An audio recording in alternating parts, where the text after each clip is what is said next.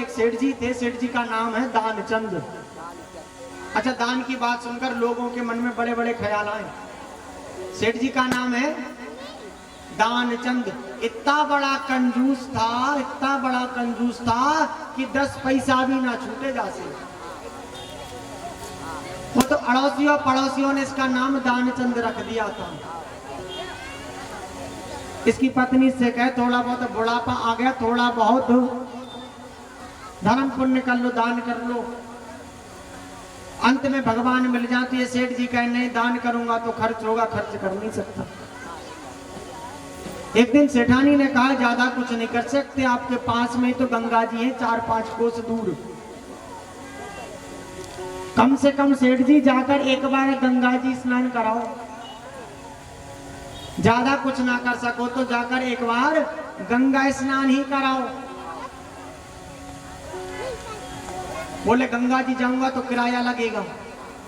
अच्छा, कंजूस लोग बड़ी बड़ी चीजें सोच रहे हैं। बोले 4-5 कोस है, पैदल पैदल चले जाओ। बोले गंगा जी जाऊंगा तो पंडा मिलेगा। सो पंडा मांगेगा, महाराज आए हो तो कुछ दे के जाओ। सेठानी ने कहा आप रात को 12 बजे जाइयो यहाँ से।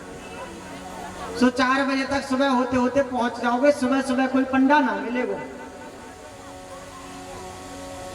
महाराज जी चले और पहुंच गए सुबह ब्रह्म मुहूर्त में 4 बजे। सो 4 बजे पंडाओं के डर से छिप कर गए। जैसे ही घाट पर पहुंचे, सो घाट पर जाकर देखा, स्नान करने ही वाले थे तो सामने ने पंडा जी दिख गए। इन्होंने माथा पकड़ लिया, स्नान नहीं करूंगा लेकिन पंडा को कुछ दूंगा नहीं। कहने लगे हे भगवान, राम राम राम राम, ये पंडा तो देखो सुबह ब्रह्म मुहूर्त में आके बैठ गए, इन्हें कछु काम भी ना है, इन्हें कुछ दूंगा नहीं और बगैर दिए ये नहाने नहीं देंगे। तो इन्होंने सोचा ऐसे घाट पर चलता हूं जहां पंडा रहते ही ना हो। सुदान चंद चला, शमशान घाट पर पहुंचा। अब सोचा शमशान घाट पर थोड़े कोई पंडा जी आते होंगे।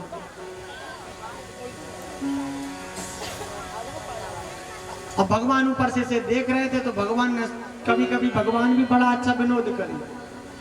जैसे दानचंद ने डुबकी लगाई, भगवान ने पंडा का वेश बनाया और घाट पर आकर बैठ गए। जैसे दानचंद डुबकी लगाकर निकला, भगवान बोले जजमान की जय हो। अब जैसे दानचंद ने देखा, राम राम राम राम राम राम, पंडाओं को तो देख लो, कम से कम शमशान घाट तो छोड़ देते, यहाँ भी आ गए सुबह सुबह। भगवान ने कहा भैया तूने गंगा जी में स्नान किए हैं तो कुछ दक्षिणा लगेगी। बोले मेरे पास कुछ नहीं है। बोले कोई बात नहीं, थोड़ा बहुत तो दे दे, हम बड़े संतोषी हैं, जितना तू देगा उतने में हम प्रसन्न हैं। अब इसने सोचा थोड़ा बहुत मांग रहे, से पूछ लो कितना लेते हैं। तो ये इसने पंडा जी से पूछा, भगवान जी से, आप कितना लेते हो जिसमें संतोष हो जाता है। भगवान ने कहा देखो जजमान, शमशान घाट पे रहते हैं हम, यहाँ कोई वैसे तो आता नहीं है, कोई 6 महीने में, कोई 7 महीने में, एक आध कोई अनजाने में आ जाता है तो इतना दे जाता है कि 6-7 महीने हमारे भरण पोषण की व्यवस्था हो जाए। इसने सोचा इससे अच्छे पंडा तो वही थे, 10 रुपया में मान जाते, ये तो 6 महीने का भोजन मांग रहा है साहब। बोले मेरे पास तो कुछ नहीं है। अच्छा, हम तीर्थ यात्रा में जाएं तो पंडाओं को दें, जब नहीं हो तो हम संकल्प करा देना, महाराज चलो संकल्प कर लो, आप आओ तब घर से आके ले लो। सो पंडा जी ने कहा, भगवान ने कि भैया चल अब तू कुछ दे। बोले मेरे पास कुछ नहीं है। बोले नहीं है तो संकल्प करा दे। अब इसने संकल्प में सबसे छोटी रकम ली, एक धेला 10 पैसा, 1 रुपया भी नहीं, 10 पैसा। सोचा ये कौन से 10 पैसा लेने घर आएंगे। संकल्प किया, पंडित जी को जल दे दिया, महाराज जब भी आओ तो 10 पैसा ले लियो। चल दिया।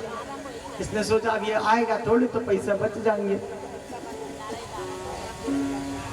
भगवान ने कहा इससे 10 पैसे लेने, भगवान भी पीछे पीछे साथी हो गए। ये आगे आगे जा रहा है, भगवान इसके पीछे पीछे जा रहे हैं। पहुंचा, घर जाकर आराम करने लगा तो भगवान थोड़ी देर बाद भगवान भी पहुंचे। भगवान ने जाकर कहा जजमान की जय हो। इसने सुना ये तो वही पंडा की आवाज है, माथा पकड़ लिया, ये तो 10 पैसा लेने घर तक ही आ गया।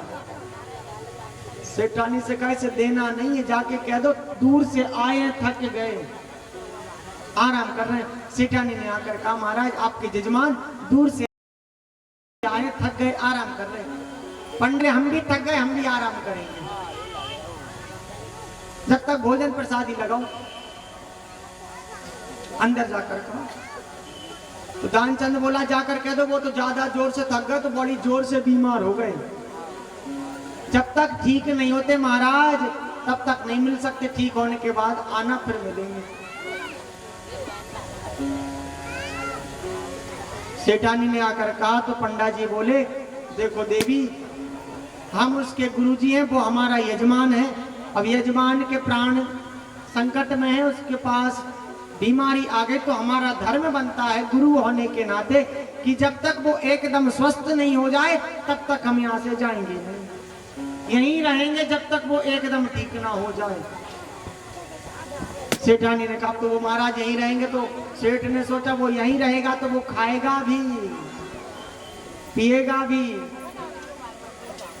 अच्छा किसी को खिलाने में बड़ा कष्ट होता, सोचता यदि कोई हमारे घर आज गया और आके उसने हमारे घर भोजन पानी खाया हमारा बड़ा खर्च होगा। कुछ लोग एक एक गिलास पानी का एक एक रोटी का हिसाब लेके चलते हैं, बड़ा कष्ट होता है कोई घर आ जाओ उसे खिलाने में।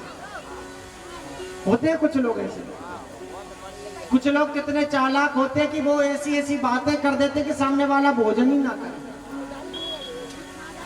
एक बार एक सज्जन के घर मेहमान आए, दिन में आ गए मेहमान, तो सोचा मेहमान दिन में आए इनको भोजन करा दो। भोजन कराए, मेहमान रुक गए, शाम हो गई। अब शाम हो गई, मेहमान जाने का नाम न ले। ये आया पत्नी बच्चों के पास आकर बोला ये तो रुक ही गए, और रुक गए तो मतलब रात में भी खाएंगे, रात में भी खाएंगे तो बड़ा बहुत ज्यादा बनाना पड़ेगा क्योंकि मेहमानों को रूखी सूखी खिलाते नहीं। अपने बेटा से बोला कि मैं इन्हीं के पास जा रहा हूं, जाकर बैठता हूं, तुम थोड़ी देर से आना और पूछना पिताजी भोजन का क्या करें, क्या बनवाएं। कह के गया बेटा से, बेटा पहुंचा। थोड़ी देर बाद पिताजी अब भोजन की क्या व्यवस्था करें इनकी। सो पिताजी ने देखो कितनी अच्छी बुद्धि का परिचय दिया। पिताजी बोले देख भैया अपन तो मनुष्य है, मनुष्य सूर्यास्त के बाद भोजन करते नहीं।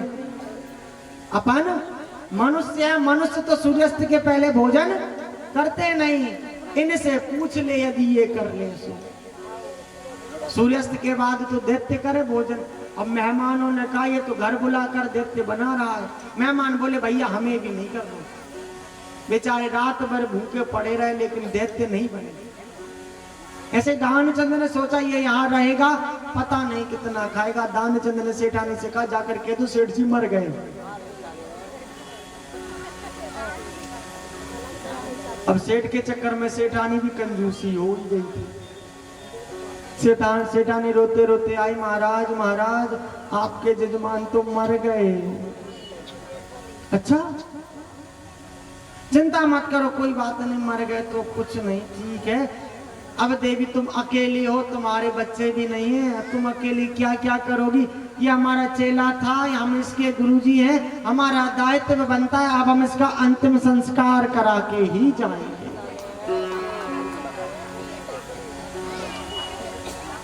गुरुजी ने गांव में सबसे हल्ला कर दिया भैया दानचंद मर गए हो, दानचंद मर गए हो, दानचंद मर गए हो। सब गांव वाले इकट्ठे हो गए, आरती सजाई, दानचंद को लिटा दिया।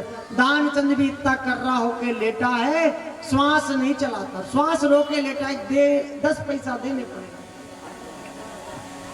गांव वालों ने आरती पे लेटाया, उठाकर ले जाने लगे। सेठानी बोली वो मरे नहीं है, नाटक कर रहे, मरे नहीं है, नाटक कर रहे, मरे नहीं है। भगवान बोले जब किसी के घर कोई मरता है सब यही कहते हैं वो मरे नहीं है, वो मरे नहीं है, ले चलो ले चलो ले चलो। महाराज शमशान घाट पहुंचे, चिता सजाई, इसे उस पे रख दिया। अब इसके कोई था तो है ही नहीं। तो गांव का जो मुखिया था वो इसे मुखाग्नि देने को आया, तो भगवान ने सोचा ये जिंदा मर जाएगा, जल जाएगा, लेकिन पैसा नहीं देगा। भगवान ने सोचा मैं इससे मना कर दूं, भैया तेरा नाटक पूरा होगा, मुझे नहीं चाहिए, उठ जा। भगवान ने गांव के मुखिया से कहा हम इसके गुरुजी हैं, अब इसका अंतिम संस्कार हो रहा है, इसके कान में गुरु मंत्र पढ़ दे। भगवान जी गए, जाकर कान में बोले आया हूं बैकुंठ से तुझ हित नाता जोड़। भैया काय को मर रहा जबरदस्ती, मैं तो बैकुंठ से आया हूं तो उसे नाता जोड़वे। सुजान ने सोची कि वो पंडा और कोई है जो और कोई है। आंख खोल कर देखा तो बोई के बोई, फिर से आंख बंद कर ली।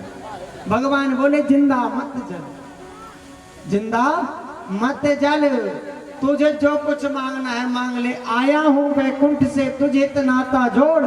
मांग ले हो वरदान कछु, जो मन करे सो मांग ले। ये उठकर बैठा, बोला भगवान ढेला दीजो छोड़, मुझे और कुछ नहीं चाहिए, बस वो 10 पैसा छोड़ दो जो मैंने आपको संकल्प में दिए थे। श्री राम जय राम।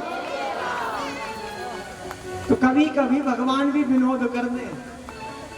सोचो पूर्ण ब्रह्म परमात्मा सामने खड़ा है और हम उससे मांग रहे मोह माया। एक बार एक सेठ जी का भी हाल ऐसा ही था, उनसे सबने कहा